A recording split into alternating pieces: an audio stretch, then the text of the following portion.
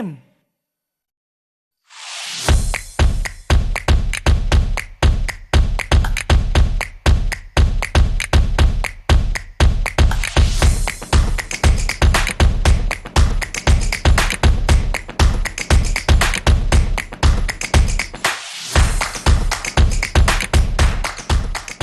Assalamualaikum, salam sejahtera penonton Didik TV KPM. Anda bersama saya Nisa K di dalam Bina Upaya Guru, di mana di dalam program ini kita akan memaparkan kemenjadian guru, iaitu perjalanan atau laluan guru sama ada menjadi guru biasa, pensyarah maupun dalam bidang pentadbiran. Jadi secara ringkasnya, program Bina Upaya Guru ini memberi maklumat mengenai perkembangan laluan kerjaya ataupun hala tuju dalam profesyen keguruan. Tajuk kita hari ini, semua yang menonton kursus kepimpinan pemimpin pertengahan atau kita kenali sebagai LCML, Leadership Course for Middle Leaders. Untuk membincangkan topik kita pada hari ini bersama-sama dengan saya merupakan satu figura yang selayaknya kita jemput dan berada di sini kerana ini adalah orang yang tepat untuk membincangkan mengenai LCML pada hari ini, iaitu Datin Nik Marini Nik Abdul Malik yang merupakan pensyarah kanan juga pegawai meja LCML dari Jabatan Asas Pengurusan dan Kepimpinan Pendidikan Institut Aminuddin Baki. Selamat datang Datin. Terima kasih Nisa. Terima kasih kerana bersama-sama dengan kami di Didik TV KPM. Baiklah Datin,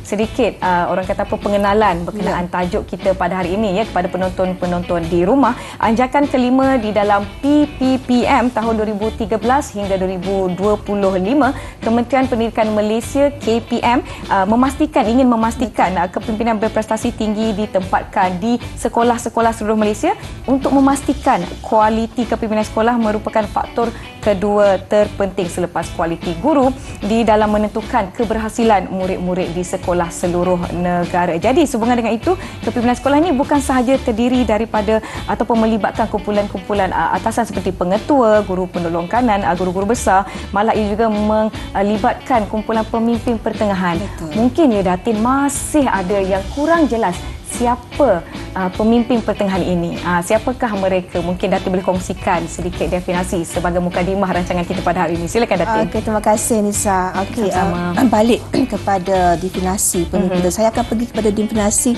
pemimpin pertengahan. Baik. Dan kita akan tengok siapa sebenarnya mereka di KPM. Baik. Okey, kalau mengikut frame ni, pemimpin pertengahan adalah merupakan orang yang berada di antara pihak atasan dan dia ada subordinate di bawahnya. Baik. Okey.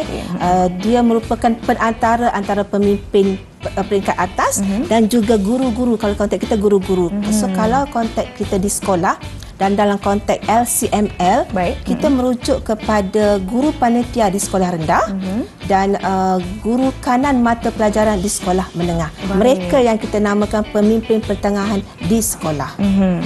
Itu dia Nisa. Itu dia definisi siapakah pemimpin pertengahan. Kini sudah jelas. Inilah golongan yang kita sebenarnya jumpa hari-hari di sekolah. Murid-murid jumpa tapi tak tahu. Ingatkan cikgu biasa. Rupanya ini adalah golongan pemimpin pertengahan. Jadi saya dimaklumkan bahawa kursus kepimpinan pemimpin pertengahan ini dilaksanakan oleh IAB. Ia juga dijalankan mengikut satu kerangka LCML. Jadi mungkin Datin boleh huraikan apakah yang dimaksudkan dengan kerangka LCML tersebut. Okey, alright. Untuk menjalankan sesuatu kursus, kita akan berpandukan pada satu kerangka. Okey, kerangka yang dibina bermula daripada kita punya proses DNA dan segalanya lah. Baik. Ini perlu sebab kita nak memastikan apa yang kita berikan sampai pada sasaran dan keperluan semasa. Baik. So berdasarkan kerangka ini, pemimpin pertengahan ini akan diberikan kursus secara bersemuka selama 5 hari. Kita namakan itu intervensi. So dalam kursus tersebutlah kita akan dedahkan dengan pelbagai intervensi yang akan membawa mereka menjadi pemimpin pertengahan yang berkesan. Nisa, kita tak nak pemimpin pertengahan saja. Kita nak bawa mereka menjadi pemimpin yang berkesan. Berkesan dan juga bergaya. Okey, itulah. Lepas tu kita susuli dengan FEFT dan kita akan keluarkan pemimpin pertengahan yang komited dan tahu apa yang mereka perlu lakukan. Okey. Baiklah, jadi dalam kursus ini sendiri, berapa ramai atau seberapa besar yang terlibat, ahli-ahli yang terlibat di dalam kursus setiap kali ia diadakan? Okey, setiap ambilan kita cuma maksimum kita akan pergi 30 orang. 30 orang Ya, pada ya. setiap satu-satu sesi. Satu-satu ambilan. Baiklah, boleh Datin jelaskan pula tentang kerangka pemimpin pertengahan yang mana terdapat di dalam kerangka LCML yang baru saja Datin kongsikan sebentar tadi. Okey. So sepanjang kursus kita 5 hari ni, kita akan dedahkan peserta kita dengan kerangka ini. Baik. Okey, kerangka ini sebenarnya menjelaskan peranan pemimpin pertengahan tersebut. Okey, kalau kita tengok kerangka tersebut, kita ada 4 kondrom dalam kerangka tersebut. Baik. Dan setiap kondrom menjelmakan peranan pemimpin pertengahan. Okey, dan kalau kita tengok juga dalam model tersebut, Baik. kondrom tersebut dilingkari oleh satu lingkaran yang kita namakan dia sebagai kompetensi terpenting, iaitu komunikasi. Okey, so modul kerangka modul pemimpin pertengahan ini sangat penting dalam membawa pemimpin pertengahan itu memainkan peranannya. Baik. Dan disusuli dengan kompetensi yang sangat penting, iaitu komunikasi. Datin ada sebutkan beberapa kali mengenai kompetensi Ya. pemimpin pertengahan. Apakah kompetensi yang dimaksudkan? Mungkin Datin boleh jelaskan dengan lebih lanjut, sebab saya nak tahu apakah yang dikira ataupun dianggap sebagai kompetensi pemimpin pertengahan ini. Okey.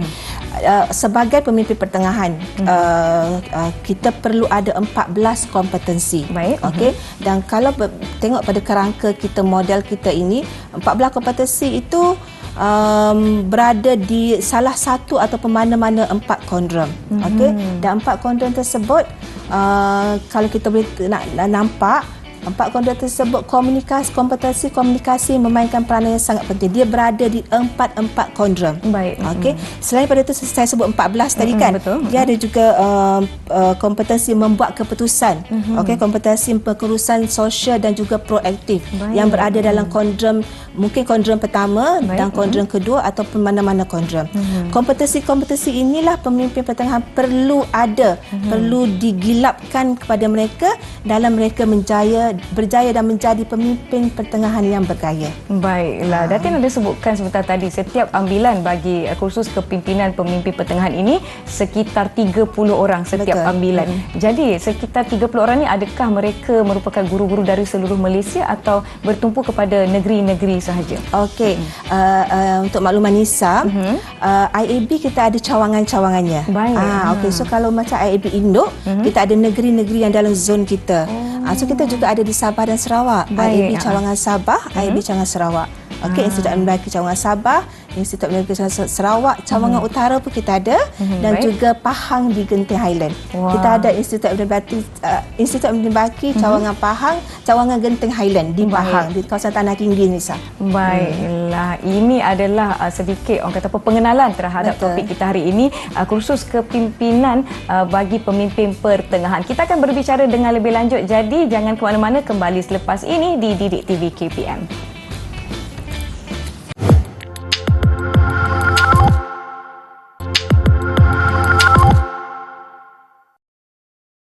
Kembali menonton Didik TV KPM bagi slot Bina Upaya Guru, dan tajuk yang saya dan Datin bincangkan hari ini berkaitan dengan kursus kepimpinan pemimpin pertengahan atau lebih dikenali sebagai LCML, Leadership Course for Middle Leaders. Baiklah Datin, boleh ya kita teruskan? Boleh. Ada beberapa soalan lagi yang saya pasti ramai nak tahu dengan lebih lanjut mengenai LCML itu sendiri. Apa kandungan keseluruhan LCML tu Datin? Okey, balik kepada kita nak mengupayakan pemimpin pertengahan kita, kita akan baik. fokus pada 3 perkara. Okey, kita akan bawa peserta kita melihat kepada pengurusan kendiri. Kita akan Baik. mulakan dengan pengurusan kendiri dulu, Insa.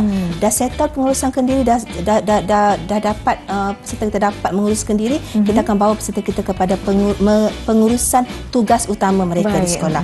Dan last sekali, yang sangat penting adalah kita akan bawa peserta kita bagaimana mereka nak membentuk pasukan, dan kita akan menggunakan tema mengurus pasukan. Baiklah Datin, secara keseluruhannya apakah pendekatan yang biasa digunakan untuk kursus kepimpinan ini Datin dalam SML ini? Okey, seperti yang saya sebut tadi, base kepada 3 pendekatan utama tadi, 3 perkara kita akan berkisar kepada itu. Kita akan fokus pada tema menguruskan diri, mengurus tugas utama dan mengurus pasukan. Menguruskan diri, kita bawa peserta membuat refleksikan diri.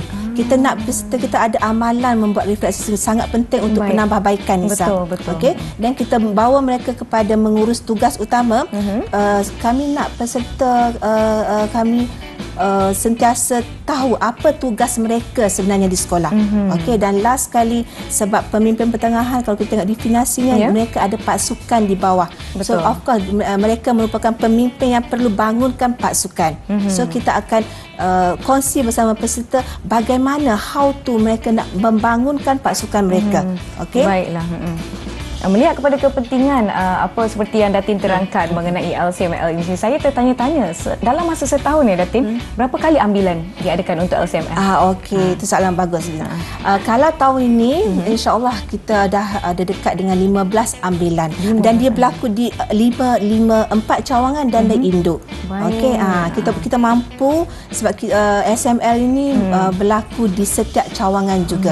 Kita ada tim kita di setiap cawangan. Baiklah, saya tertarik sebab saya rasa macam ini adalah satu kursus yang bukan saja penting untuk pemimpin pertengahan, tetapi mungkin kita boleh ambil sedikit input daripada apa yang Datin terangkan mengenai pengurusan diri dan sebagainya. Sebab yang pertama sekali mungkin ramai yang terlupa mengenai diri sendiri. Betul, refleksi diri. Refleksi diri. Jadi bila Datin sebut refleksi diri, saya jadi macam, oh ini adalah sesuatu yang mungkin kita sama-sama boleh belajar. Mungkin ada yang, saya bukan guru tapi saya suka tengok apa yang saya suka dengan apa yang Datin kongsikan, ambil sedikit daripada situ untuk orang kata apa, aplikasikan di dalam kehidupan ataupun pekerjaan seharian. Baiklah Datin, saya nak tanya soalan yang seterusnya. Mungkin Datin boleh perincikan langkah-langkah yang Datin telah sebutkan secara kasar sebentar tadi mengenai pendekatan LCML. Silakan Datin. Okey. So tema yang paling penting saya sebut tadi, Nisa, adalah mengurus pasukan. So dalam tema ini kita dedahkan peserta kita dengan satu canvas. Kita namakan canvas strategi analisis data. Kita mula daripada langkah 1 sehingga langkah 8. So daripada setiap langkah tu kita akan bawa peserta kita untuk menyelesaikan sesuatu perkara. Okey, kita akan mulakan langkah 1 dengan apa isu yang peserta kita hadapi di sekolah sebagai pemimpin. Dia ada pasukan tadi, dia perlu pimpin. And then kita akan bawa step yang kedua dan seterusnya sehingga step ke-8 membawa ke arah penyelesaian isu tersebut. Isu mereka biasanya berkaitan dengan proses pengajaran guru dalam kelas. So bila proses pengajaran guru dapat diatasi, dia akan bawa kepada kemenjadian murid lah. Itu yang sangat penting. Baiklah. Saya rasa dalam 8 langkah tu, daripada yang pertama hingga ke-8, mana satu Datin yang paling penting dan perlu diberi perhatian yang lebih khusus di dalam ke-8 ni? Bila kita sebut pasal langkah, kita tak boleh start pada langkah 1 ke langkah 5. Kita kena ikut step by step. Okey, so langkah yang mungkin sangat panjang adalah langkah dalam kita melaksanakan program tersebut. Okey, selepas kita kena pasti apa isunya, kita kena pasti apa jurangnya, dan kita nak tutup jurang tersebut, kita akan buat intervensi. So mungkin itu program atau projek yang kita buat itulah akan merupakan satu langkah yang mungkin mengambil masa. Baiklah, begitu banyak input yang pemimpin pertengahan akan dapat daripada LCML ini. Tapi saya tertanya, selepas kursus ini, apa tugas pemimpin pertengahan biasanya daripada LCML nak pergi kepada ahli kumpulan beliau? Okey, sebab itu setiap kali selesai 5 hari bersama kami di IAB bersemuka, kita akan beri setiap peserta itu pensyarah pembimbing. Dan selama 2 bulan pensyarah tersebut akan membantu peserta ini menjalankan langkah 1 hingga langkah 8. So dengan cara tersebut, apa yang mereka dapati secara teori dalam kelas boleh dipraktikkan nanti di padang semasa mereka berada di sekolah. So dalam masa 2 bulan mereka akan diberi seorang pensyarah pembimbing yang menjadi tempat untuk mereka rujukan peserta kita. Maknanya kita tak akan tinggal macam tu saja, Nisa. Pemimpin pertengahan ini akan dibantu malah selepas tempoh 5 hari mereka melibatkan diri di dalam LCML ini. Satu usaha yang saya kira sangat-sangat besar ya. Kita namakan itu FUFT. Follow up, follow through. Follow through. Untuk memastikan apa yang telah dilatih sepanjang 5 hari itu dapat diaplikasikan dan dipraktikkan dengan berkesan di sekolah selama 2 bulan. 2 bulan. Itu paling kuranglah. Tapi selepas itu kita tak pernah tinggalkanlah. Jika mereka perlukan sebarang bimbingan, kita tak ada masalah. Baiklah, informasi yang sangat-sangat menarik. Saya kira kerana saya rasa saya macam nak jadi cikgu, nak sertai LCML ini. Sebelum kita berbual dengan lebih lanjut kembali selepas ini di Didik TV KPM di slot Bina Upaya Guru. Jangan ke mana-mana.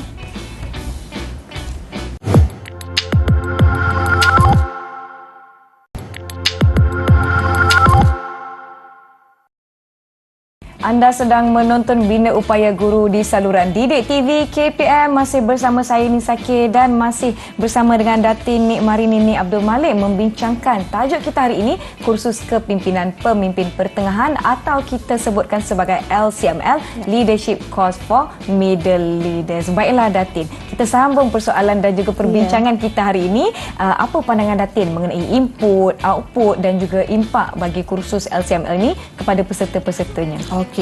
Kebanyakan pemimpin pertengahan di sekolah dia kurang jelas dengan apa yang mereka perlu lakukan sebagai pemimpin. Okey, mereka guru. Okey, tapi bila diberi tugas sebagai memegang jawatan GKMP, saya sebut tadi guru kanan mata pelajaran dan juga guru panitia, mereka perlu membimbing dan menjadi seorang pemimpin. Okey, so dengan peningkatan 14 kompetensi sebut tadi, dengan output yang kami beri, kami jangkakan pemimpin pertengahan ini akan bawa peranan mereka dengan berkesan. Baik. Okey. Maknanya apabila berada di sekolah dan mereka diberikan tugasan menjadi guru mata pelajaran kanan dan sebagainya, guru ketua panitia, ya, betul. mungkin ada perubahan yang mana mereka sendiri tidak bersedia. Jadi adakah LCML akan membantu mereka dalam aspek ini? Itu daripada dapatan yang kita dah buat, Nisa, betul. Okey, pada asalnya peserta kita akan datang dengan khusus apakah ini, saya cikgu, saya nak balik mengajar. Tapi bila kami dedahkan, kami maklumkan mereka adalah pemimpin yang perlu melaksanakan tanggungjawab, yang perlu membentuk pasukan. Okey, so bila kita dedahkan dengan 14 kompetensi, dengan how tu bagaimana, so mereka confident. Okey, dengan itulah bila mereka pulang ke sekolah, mereka sedar mereka adalah pemimpin yang perlu membawa pasukan mereka. Baiklah, mungkin sebelum hadirnya KLCML mereka ada, orang kata apa, pemikiran yang berbeza. Macam apa tugasan yang patut saya buat ni? Tiba-tiba ada pula orang bawahan yang perlu saya bimbing dan juga bantu, kumpulan yang perlu, orang kata apa, sama-sama dikemudikan oleh ketua panitia contohnya. Kemudian datang ke LCML balik dengan buah fikiran yang baru untuk membantu ahli kumpulan mereka. Jadi Datin, sebagai orang kata apa, kebolehpasaran bagi sijil LCML ini bagaimana? Sejauh mana sijil LCML ini diperakukan di peringkat Kementerian Pendidikan Malaysia itu sendiri? Okey, selepas mereka menjalani kursus LCML ini, mereka sebenarnya dah didedahkan bagaimana untuk menggunakan data. Okey, bagaimana untuk berdialog dengan pengurusan tertinggi, bagaimana menguruskan anak-anak buah mereka. So itu membawa mereka confident. So bila confident ni, seterusnya dia akan membawa mereka kepada satu kelebihan untuk mereka. Bila mereka pergi untuk sesuatu, mungkin temuduga kenaikan pangkat, mereka akan lebih menyerlah. Tadi kan saya kata dia orang dah ada 14 kompetensi tersebut. So itu membantu mereka ke arah peningkatan kerjaya mereka sebenarnya. Baiklah, banyak aspek yang disentuh di dalam LCML ni Datin. Jadi pengalaman peribadi Datin sendiri, ada tak yang datang kepada Datin dan bagi tahu berapa sebesar mana perubahan yang mereka alami selepas LCML? Banyak, Nisa, ramai. Kami pun rasa macam tak sangka, tetapi kan satu perkara yang mereka kata atau perkara yang mereka belajar daripada LCML adalah kita orang selalu guna hashtag lunakkan komunikasi. Lunakkan komunikasi itu hashtag LCML. Lunakkan komunikasi. So maksudnya you menjadi orang pengantara antara pihak pengurusan dan mereka ada anak-anak buah di bawah, so mereka perlu lunakkan komunikasi untuk menstabilkan pihak atasan dengan pihak bawahan. Saya setuju kerana komunikasi itu sangat-sangat penting. Untuk bukan saja menyampaikan informasi Datin, tapi untuk memastikan informasi yang disampaikan itu jelas dan kita punya target ataupun kita boleh capai apa yang kita nak capai. Jadi jelas sekali LCML ini memberi fokus kepada pemimpin pertengahan seperti yang Datin telah kongsikan sepanjang hari ini. Jadi boleh Datin jelaskan ataupun nyatakan sekali lagi siapa sasaran IAB untuk menyertai LCML ini? Okey, seperti saya nyatakan tadi, sebelum ini fokus kita adalah guru kanan mata pelajaran di sekolah menengah. ketua panitia di sekolah rendah. Baik. Tapi bermula tahun 2020 kita dah mula perluaskan sasaran kita kepada pegawai-pegawai di PPD, Pejabat Pendidikan Daerah, Baik. di JPN, Jabatan Pendidikan Negeri, juga di bahagian-bahagian KPM. Dan mereka terdiri daripada ketua unit Baik. atau ketua jabatan atau juga ketua penolong pengarah. Okey, itu antara peserta-peserta yang menjadi sasaran untuk LCML. Baiklah, Datin, mungkin ada yang menonton kami di sini pada hari ini rasa tertarik sangat-sangat dengan LCML, termasuklah saya. Jadi bagi mereka yang menonton dan tertarik serta berminat untuk menyertai LCML, bagaimana mereka boleh hubungi ataupun siapa yang patut mereka hubungi untuk LCML? Alright, boleh terus hubungi kami di Institut Amini Baki. Baik. Ataupun kalau boleh terus juga pada saya sebagai pegawai manager LCML dan di nombor telefon saya. Baik. Dan juga penyelaras cawangan di setiap cawangan. Di setiap cawangan kita ada penyelaras LCML. So bergantung pada negeri mana peserta kita berada, dia akan terus kepada cawangan tersebut. Ya, betul. Baiklah, cawangan-cawangan ini berada di zon-zon yang mana ada beberapa buah negeri, Betul. ada di dalam satu zon dan sebagainya. Baiklah, terakhir sekali Datin, memandangkan rancangan kita telah pun tiba di penghujungnya. Saya nak tahu harapan Datin untuk SML dan juga mereka yang menonton kita pada hari ini. Silakan Datin. Harapan kami di Institut Amini Baki lah, pemimpin pertengahan ini kami perlu gilap mereka. Betul. Mereka ni seperti analogi yang selalu kami guna, mereka seperti sandwich. Bisa tahu sandwich kan? Ya. Dua keping roti dan inti di tengah-tengah itu adalah mereka. Betul. Bayangkan sandwich tanpa misal kalau makan sandwich Kalau mesti ada mayonis, sardin. Yes. So pemimpin tengah kita nak bermimpi tengah yang intinya lazat. Lazat dan menyegarkan. Kita tak nak just dua keping roti saja. So interaksi kami, cikgu-cikgu semua, cikgu-cikgu merupakan inti yang menyedapkan sandwich. Baik. So kalau alang-alang dah menjadi inti, biarlah inti dengan orang kata ada kejunya, ada sayurnya, ada saladnya. Itu so seterusnya mereka akan menjadi pemimpin pertengahan yang bergaya. Istilah yang kami guna, jadilah pemimpin yang bergaya. Jadilah pemimpin yang bergaya dan lunakkan komunikasi. Ya, pandai Nisa. Betul. Baiklah. Penonton-penonton kita di rumah, sekali lagi topik kita hari ini khusus kepimpinan pemimpin pertengahan telah pun dihurai dan dikupas dengan orang kata apa, dengan banyak sekali oleh Datin Nik Marinini Abdul Malik bersama-sama dengan kita hari ini. Jadi diharapkan anda semua mendapat input dan juga mendapatkan idea sekiranya ingin menyertai dan berminat untuk mengetahui dengan lebih lanjut mengenai LCML ataupun Leadership Course for Middle Leaders, boleh hubungi seperti yang disebutkan oleh Datin sebentar tadi. Terima kasih saya ucapkan kepada Datin Nik Marinini Abdul Malik kerana bersama-sama dengan kita hari ini. Datin merupakan pensyarah kanan juga pegawai manager LCML dari Jabatan Asas Pengurusan dan Kepimpinan Pendidikan Institut Aminuddin Baki. Penonton-penonton di Didik TV KPM, semoga kita bertemu lagi dalam Bina Upaya Guru. Terima kasih, kita jumpa lagi.